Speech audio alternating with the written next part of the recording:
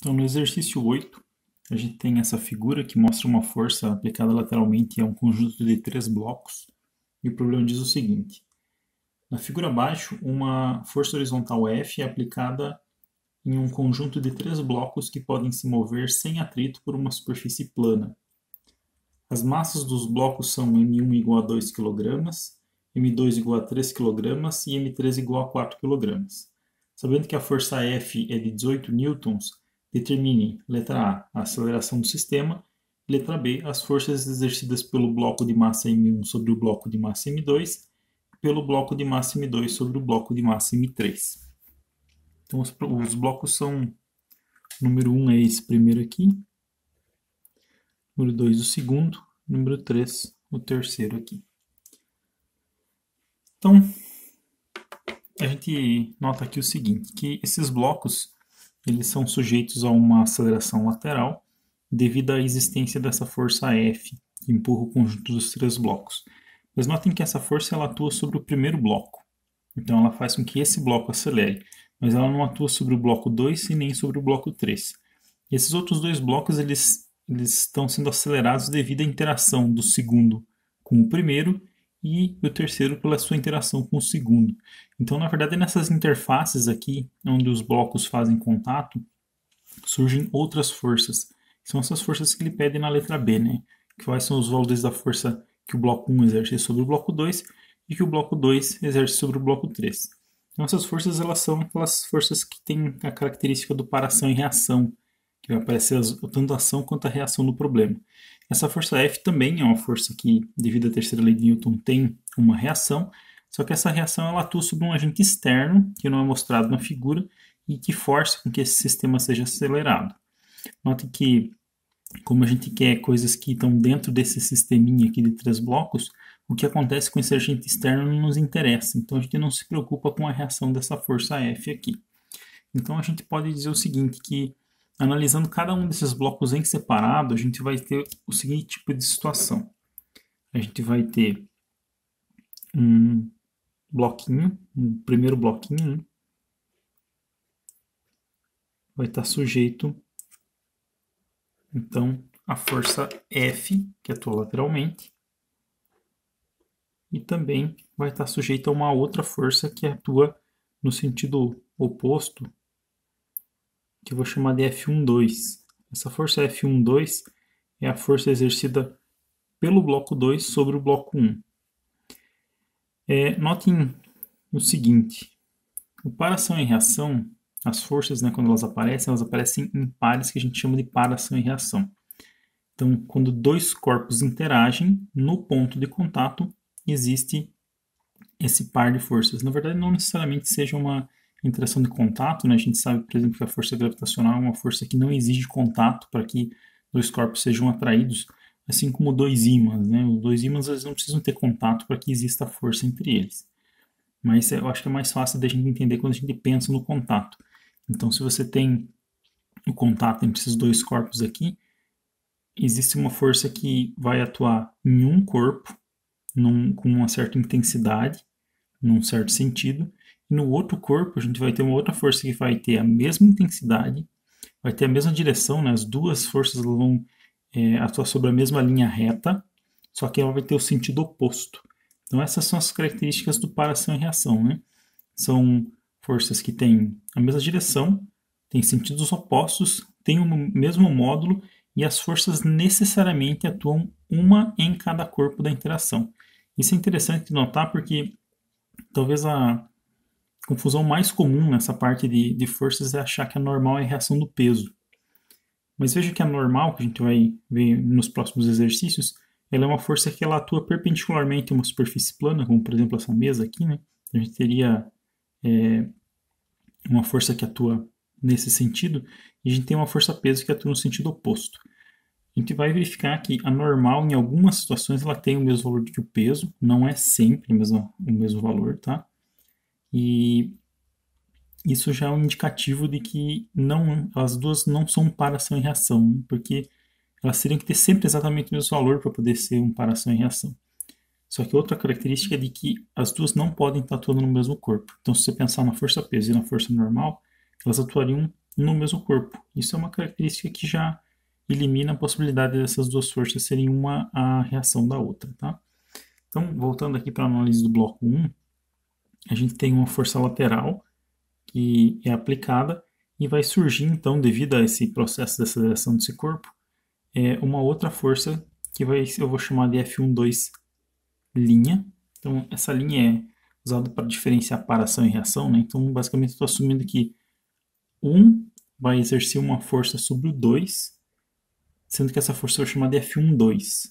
E a reação dela vai ser F12'. Como é que eu sei que essa força é nessa direção aqui, que seria a mesma direção de F? Porque eu sei que esse sistema aqui ele está restrito a ter uma aceleração somente nessa direção paralela a esse plano da mesa que está representado aqui.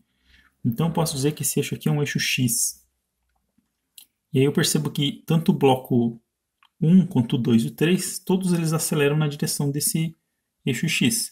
Para que o 3, por exemplo, acelere na direção desse eixo, é necessário que exista uma força que atue na direção desse eixo. E a reação vai ser o quê? Na direção do mesmo eixo X, só que no sentido oposto e atuando sobre o bloco 2. Se a gente analisar o bloco 2, a gente vai perceber que existe uma força que acelera ele para a direita. E essa força tem que ser exercida pelo bloco 1 sobre ele. Então, é claro que na verdade aqui no bloco 2 vai ser a diferença entre essa força que o bloco 1 exerce sobre ele e a que o bloco 3 exerce sobre ele também. A gente vai chegar nisso quando a gente for analisar o bloco 3. Então, a gente conclui que as forças elas todas têm que ser nessa direção horizontal, algumas para a direita e outras para a esquerda. Então, se eu pegar esse eixo X e colocar aqui, estou tirando esse bloquinho aqui, analisando ele em separado, eu vou perceber que, olhando para esse sistema, não tem nenhuma força nesse eixo vertical. Então, não vou nem me preocupar com ele. Eu só vou escrever aqui eixo X e aplicar a segunda lei de Newton para o eixo X. Então, a força resultante sobre um corpo é igual a massa vezes a aceleração desse corpo. Então, como é o corpo número 1, ele tem uma massa m1, e aí que eu vou colocar essa aceleração que ele vai ter na direção do eixo X. Então, quem que é a força resultante no eixo X? É a soma das componentes em X de todas as forças. Então, vou ter uma componente da força F mais uma componente da força F12. Então, vou ter Fx mais F12x. Isso tem que ser igual a m1 vezes ax. Notem, no entanto, que tanto a força F quanto a F12 elas apontam diretamente na direção de x, então ela tem uma projeção completa. A força F aponta no sentido positivo, a força F12 no sentido negativo. Então a gente vai ficar com F menos F12, que é igual a m1 vezes ax. Notem que o problema que é da gente tanto a aceleração ax quanto F12. Então, claramente não consigo resolver esse problema agora, mas eu posso olhar para o bloco número 2. Se eu olhar para o bloco número 2, eu vou ter o seguinte. O bloco número 2 está sujeito a uma força lateral F12 e uma força que também lateral F23'. Eu estou assumindo que a força aqui do bloco 2 sobre o bloco 3, eu vou chamar de F23, e aqui eu tenho F23'. Então notem que o bloco 2 ele não está simplesmente sujeito à força F12, porque ele também empurra o bloco 3. E dessa interação entre os dois, acaba surgindo essa força F23. Né? Então, colocando aqui um eixo X para a direita, assim como eu fiz ali em cima, eu posso aplicar a segunda lei de Newton para o eixo X, e eu vou ter que a força resultante em X é igual à massa do bloco 2 vezes a aceleração em X, ou seja, eu vou ficar com F12x mais F23x, que é igual a M2 vezes AX. Veja que quando eu falei aqui, eu esqueci o linha. E aí, quando eu pego e faço esse outro passo aqui, eu não vou colocar o linha propositalmente. Por quê? Porque como F12 e F12' está aqui F12 e F12' está aqui, ambas são formam um paração em reação, o módulo dessas duas forças é o mesmo. Então, quando a gente vai representar o módulo, a gente não coloca o linha, porque F12' módulo seria igual a F12. Então, a gente simplesmente escreve F12. Aqui é a mesma coisa, né? Eu tenho aqui F23', que eu vou projetar na direção do eixo X. Então, eu vou ficar com projeção de F12, na projeção completa na direção positiva, no sentido positivo. Então, eu vou ficar com F12. E aqui F23', quando eu projeto na direção de X, eu vou ficar com a projeção completa no sentido negativo. Então, eu vou ficar com menos F23, não vou colocar o linha porque o módulo de F23 é igual ao módulo de F23'. Então, isso aqui tem que ser igual a m2 vezes a aceleração em x. De novo, a gente tem aquela situação em que a gente tem incógnitas aqui, que são muitas incógnitas numa equação só, então a gente não consegue resolver. Então, veja que aqui tanto F12 quanto F23 quanto AX são coisas que eu pretendo calcular. Finalmente, a gente tem o terceiro bloquinho, em que a gente vai ter lá, são todos eles meio parecidos aqui, mas esse daqui seria o bloco 3. E aqui eu tenho, então, somente uma força para a direita, que é F23. Aqui, como eu não tenho nada à direita desse bloco, eu não vou ter que empurrar nada, então não vai aparecer uma outra força aqui. Então, colocando o eixo X para a direita e aplicando a segunda lei de Newton, a gente vai ter que a força resultante no eixo X é igual à massa do bloco 3 vezes a aceleração no eixo X. Então, eu vou ficar com F23 projetado em X, que vai ser igual a M3 vezes AX, o que vai me dar simplesmente F23, né? Porque é uma projeção completa no sentido positivo do eixo X. Então, notem que a partir dessa equação também não consigo resolver o problema, porque eu não conheço AX e não conheço F23.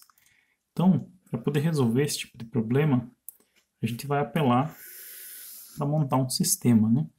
Sistema de equações. Então, aqui eu vou ter três equações, que vão ser F menos F12, que é igual a M1 vezes AX,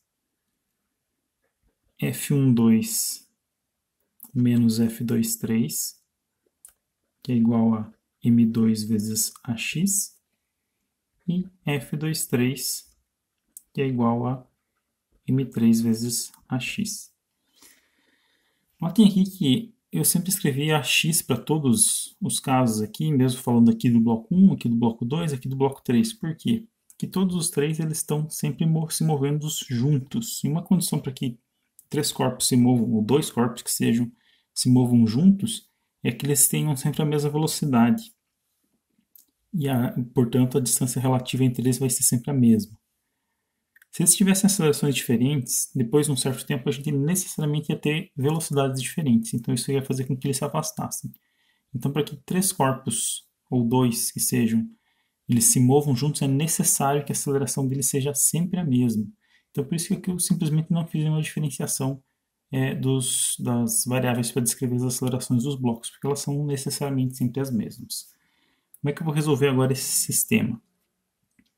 Sistemas que aparecem assim quando a gente está aplicando o segunda lei de Newton, comumente são mais fáceis de resolver se você somar todas as equações. O que isso significa? Vou somar todas as coisas que eu tenho do lado esquerdo e igualar a soma de tudo que eu tenho do lado direito. Então, se eu fizer isso, eu vou obter o seguinte. Então, somando, vou ficar com F menos F12 mais F12 menos F23 mais F23, vou colocar aqui igual embaixo que ficou apertado o espaço, vai ser igual à soma de M1 vezes AX, mais M2 vezes AX, mais M3 vezes AX. Notem que o AX aparece em todos os termos, então eu posso colocar ele em evidência e escrever isso como sendo M1 mais M2 mais M3, tudo multiplicando AX. Notem aqui que eu tenho menos F12 mais F12. Então, esse termo aqui cancela com esse. Aqui eu tenho menos F23 mais F23. Então, esse termo aqui cancela com esse. Então eu concluo que F vai ser igual a M1 mais M2 mais M3, que multiplica a aceleração em x. Portanto, a aceleração em x vai ser igual a F sobre M1 mais M2 mais M3. Se quem está pensando agora, bem, não tem uma maneira mais fácil de resolver isso, né? Bom, substituindo os valores aqui, a gente vai ter F igual a 18 newtons, a massa M1 igual a 2 kg, M2 igual a 3 kg, M4 igual a 4, aliás, M3 igual a 4 kg. Então a gente vai ficar com uma aceleração de 2 metros por segundo ao quadrado. Como a gente tem aqui todas as coisas com as massas, deixa eu dar uma olhada aqui na lista.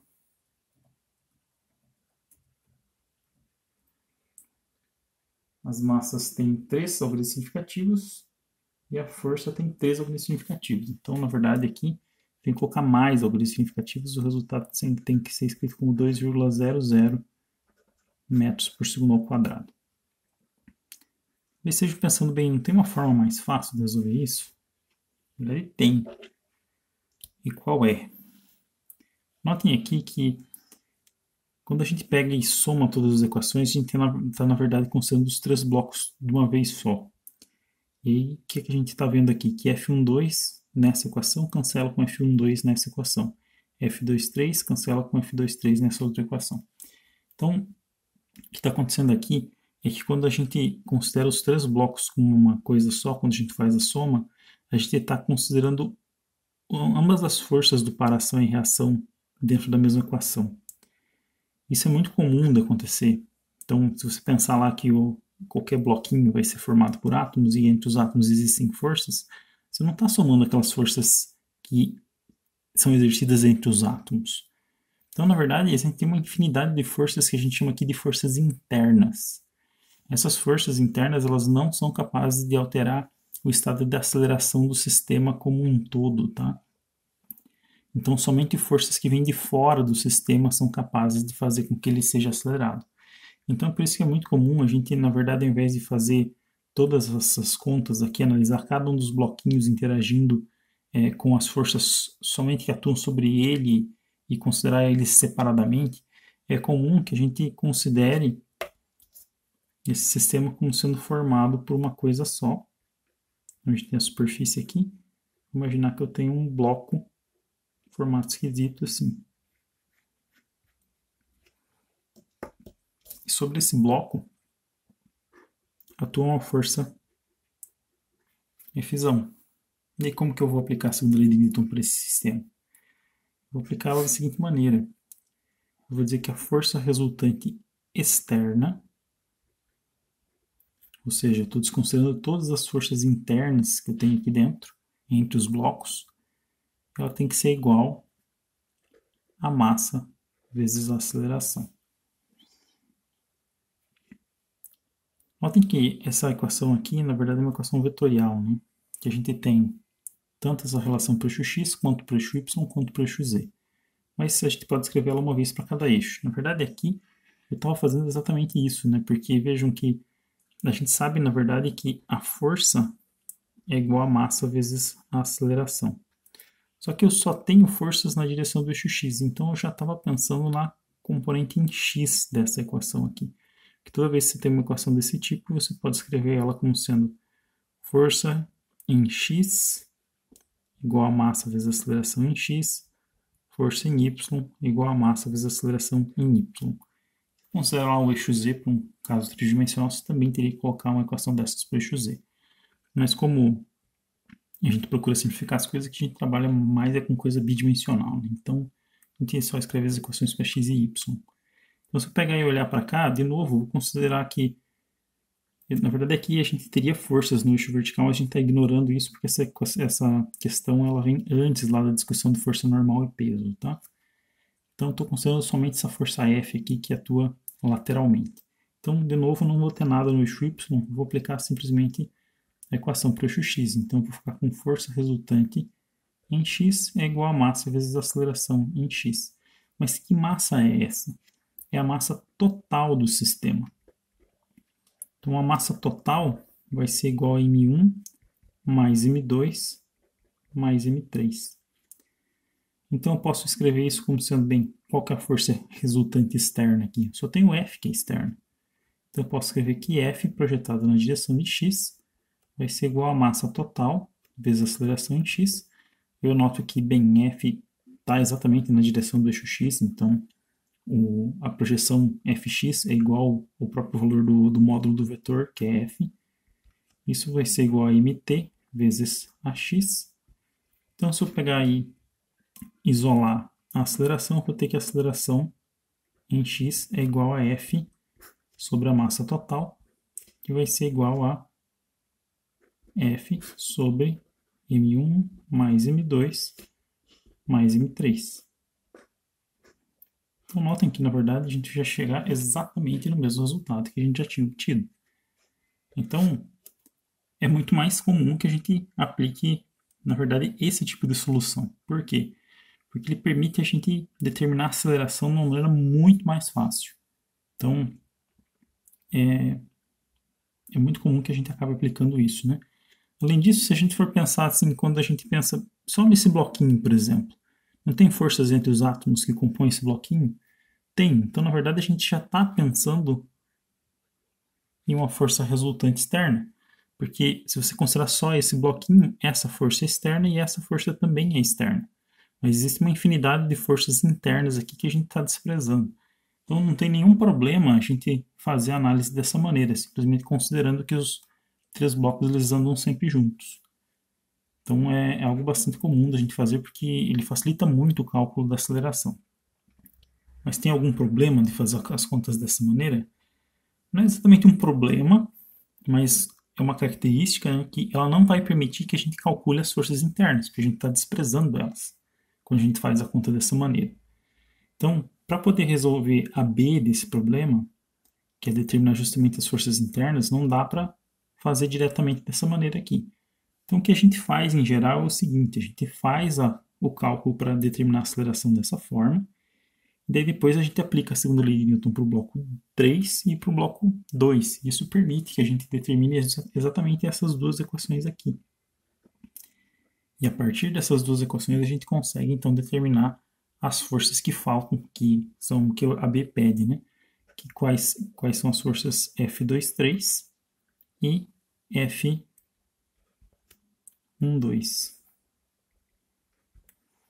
Mas, bem, se a gente for fazer lá a aplicação de Newton para esse bloco, a gente vai obter exatamente o que está nessa parte aqui, e para o bloco 2 a gente vai obter exatamente o que está nessa parte aqui. Então a gente já tem essas equações, a gente sabe que F23 vai ser igual a M3 vezes Ax. Então a gente sabe que isso vai ser igual simplesmente a M3 são 4 kg e a aceleração em x são 2 metros por segundo ao quadrado. Então a gente vai obter 8 newtons. E para determinar F12, a gente pode olhar para essa equação aqui, né? F12 menos F23 é igual a m2 vezes a aceleração em x. Ou seja, F12 vai ser igual a m2 vezes a aceleração em x mais F23. F23 a gente já obteve, né? São 8 newtons. E então a gente vai obter, sabendo que m2 são 3 kg, que a aceleração são 2 metros por segundo ao quadrado, e que F23 são 8 newtons, a gente vai obter F12 como sendo 14 newtons.